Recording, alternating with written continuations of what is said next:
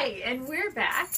This is Jenny Bear of Living Well Dallas, and I'm here today with my friend Sherry Thompson, and one of the winners of our Mother's Day contest, the Mommy Makeover, I think is what I called it. She has been on a 3-month journey trying different services and modalities here at Living Well, working with the different practitioners to sort of get herself well in all of the areas, emotionally, physically, relationally, spiritually. I think we even had some financial things that we threw in there. So anyway, hopefully you saw the other sessions, but so we want to talk today about what's between the ears. Because it's, in my opinion, because I'm a behavior change person, I think what happens between the ears is what kind of makes your reality. So Sherry, tell us a little bit about, if you're willing to share with them, some of the things that you've been working on between your ears, the emotional changes or beliefs that you wanted to strengthen or tweak to sort of be able to put me first. And if you didn't see the other videos, me stands for meaningful exchanges, starting with you. Yes. Well, I've had a lot of loss. My dad died last year. I've lost range of motion in my shoulder, and I've lost some of my healthy habits and being a healthy person. So, I mean, that's 3 main areas that you can have loss, and obviously you go through a grieving process, but you have to keep going on. You have to, dig deep and find that inner strength and inner voice to just push on. And so that's just something that I want to carry on to my children, especially my daughter, because women can struggle or be told they cannot do different things, for example. And even just at the Pilates class that I tried earlier this week, which I'd never done Pilates. Yay! We got her into a Pilates class. Yay! Do this little, movement and motion. And it's like, oh my gosh, I am so out of shape, but I'm going to just keep doing it. I did not start. I just kept going, even though there were 20 or 30 repetitions of this particular thing, I just did what I could. I either did it lower, or I took a breather for a second and then kept going on. So I wasn't comparing myself to the other ladies in the class. Ooh, good girl. Or the instructor. I was kind of peeking over to see what she was doing so I could get an idea what to do. But I focused on me. I did it for me to know I'm at this particular place. I'm a little wobbly. I don't have that inner strength or core yet. But this will help me get there. This will help me reach it. And so some of the techniques that I learned, like from Jessica or Jenny, just to go back to being able to kind of self-de-stress or just have some different techniques that. So what did you learn? Sure. I don't remember what it's called, but we did this tapping motion that we were able to. Okay, great. And I showed my children this, and it kind of resets yourself. And yes, I cross this way, and then tap, and then the karate chop. It kind of, and then you tell yourself, I love myself.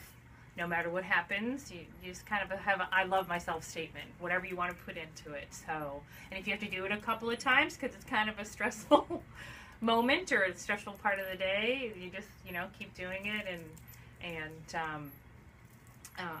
do your little karate chop, and then have your, I'm worthy, I'm an important person, which a lot of times moms and ladies don't always hear. Like, we're told things we can't do. And whether it's from society or friends, family, spouses, they're not always your cheerleaders. You have to be your own cheerleader and help yourself along. Yeah, we all have to be our own cheerleader because it begins and ends with us, doesn't it? Yes. Yeah. We talked a little bit in our break about finding that inner voice to love and accept yourself wherever you're at, so what? You started the Pilates, everybody else is a champ, or it feels that way sometimes when you're the newbie. Like, oh, they've got this down.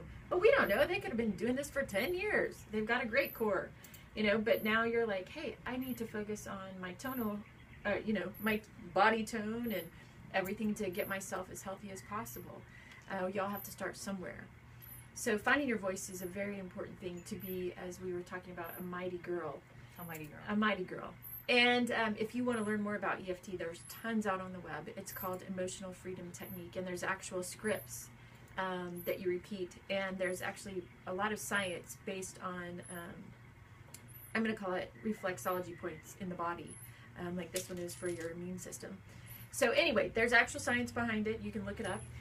But the other thing that I think Jessica was teaching you was the breathing techniques to use with you and your kids, or there was able to teach your kids that there too? was when you're just either dwelling on something or just something so negative, you just kind of stop in mid-sentence even and just breathe into the right and then breathe out to the left. And she said it resets or gets your right brain and left brain communicating. Ooh, I love that. And so you breathe into the right and then you breathe out. And if it's a really stressful thing, you can actually do a hard one. Oh, yeah. I got a little Darth Vader breathe. Yeah, breath. just kind of hey, blow it off. Blow it off. Yeah, that's awesome. So, you know, the other thing that Jessica taught, I don't know if she taught you this, but she taught this in one of my stress classes, was, and kids love this, is sing it out. Sing it out. So if you're like, I'm stressed and my kids are on my nerves, you put it to a little rap song or a hip hop song or whatever it is you like and sing it out. Oh, there's something coming up on the screen. I'm not really sure what it is. Hold on. Okay. So Jessica's tip is to sing it out. We sing a lot in our house. Yeah. My kids love to sing. Because singing it out really can relieve a lot of stress, and it can change the mood instantly. The other thing that you can do is like a self-compassion move. I was teaching this to a mom this week, which is there are kind of international, well, not international, but all over the world, there are things that we as humans do that we all relate to. We all relate to being rocked, cooed to, and the sound of compassion is like, when you see something, you know, that's just any continent you step on. All those things we relate to subconsciously and consciously. So if you're having a moment of being an overwhelmed mom or you're overwhelmed at work, you can find little anchors like just doing something like this. It's a little mini rock. Nobody knows I'm rocking out down here, calming myself down. The other thing you can do is another thing is just put your hand on your heart. So even if you're talking to somebody or talking to your kids or your spouse, if, you're upset or something like that, you can just do a light touch. You can do the light touch on your heart, and then basically the energy starts shifting and everybody starts getting settled down. So then we have peace, at least for a moment in the household. So those are some other techniques, but Jessica Vigil is awesome at coming up with those great stress management techniques. Let's go back to, is there anything else that you want to add about sort of finding you in this journey that you've been through in the 3 months that you want to add? One thing I want to go back to, I guess, is my spouse. Oh, yeah. And he's a big music listener, and sometimes I give him a hard time about it, always wanting to go to a festival or this or that, and it's just music is in our lives, and my daughter plays piano, and my son, and they've got rhythm, and they have that, and it kind of dawned on me during this process of me, obviously, there's other people that I'm involved with, right, and your spouse is your biggest one, because you chose that person to marry. And then you had your children. They were, kind of invited to the marriage. And so I realized that the music is calming or energizing or just something for the mood and something for the soul and something for between the ears. And so I've been trying to respect that, when he says, hey, let's go do music or let's go to this concert or something. We've already got 2 upcoming in the next 2 months. And so I'm excited that we're going and doing that, and he hasn't lost that about him. Mm-hmm. Sometimes we want our spouses as ladies to grow up some more, but it's actually refreshing when they still stay kind of younger, like, you know what I'm saying? Like that, not listening to music as a young, but going out to concerts and listening to music and it's not a childish. It brings out a young spirit, though. But yes, that's what you're trying to say. It's different, because teenagers still relate to music and this and that and the pop scene and all that. But you don't necessarily just give that up as an adult. You don't just say, "Oh, I'm done. I switched to this type of music, and I don't listen to the fun music we listened to when we were younger." So, well, I think some may, and then they're wondering, gosh, why am I so bored? Yeah, yeah. I am not having anything fun. I need some creative juices flowing. And so I think you're recognizing that also you got to be sure to bring fun in all ways. Because I know you Yes. like to laugh and have fun. I know. Oh, you. yeah. Yeah. But, you know, maybe you were reminded of music being something that really is important. You know, because he may not want to jump on the craft train because she does scrapbooking and she's awesome at it. But he may not want to jump on that. So it's sort of a give and take. He lets you do your scrapping thing. Yeah. You do the music thing. Anything else that came up that you want to share that could be helpful to somebody out in our audience about relationships and relationships, time management, boundaries, supporting each other? Before I do that, I did play some like ambient kind of music just after school yesterday when the kids were home. And my evening with the kids, they were just so calm. They were all, you know, it was just kind of the right level of sound and just everybody. And kind of creating the moment is what I hear. I think that, you know, when we were talking about in the earlier video, we have a shift one where it's like the first shift, get the kids on out. Well, hers are, one is school age and one is not. But get them on out the door, and then they're all coming back at a certain time. Let's see, 2:33. I'm picking them up at the bus station, or bus station, at the school. The bus stop is what I was thinking. Yes. And now you're moving on into shift 2 until they go to bed. Yeah. And then you sort of got like really a shift 3. What happens with mom and dad at shift 3? So, gosh, all Your that. question, yeah, I know. Yeah. Your question Jeez. was about relating, yes? Yes, thank Connecting. you.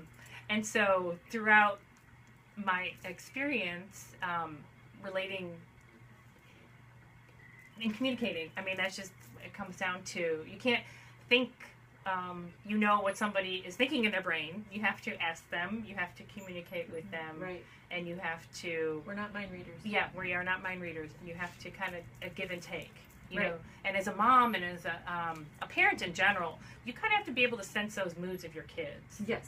and know what to finagle. You know, Mhm. don't push that button, or how do you motivate them, or you know, get them moving, or just you know what's going to make them move along and Right. do it in a fun way. So yeah, we sing a lot in the house, and we dance a lot, and we do just different things. Or I'll say things, you know, backwards.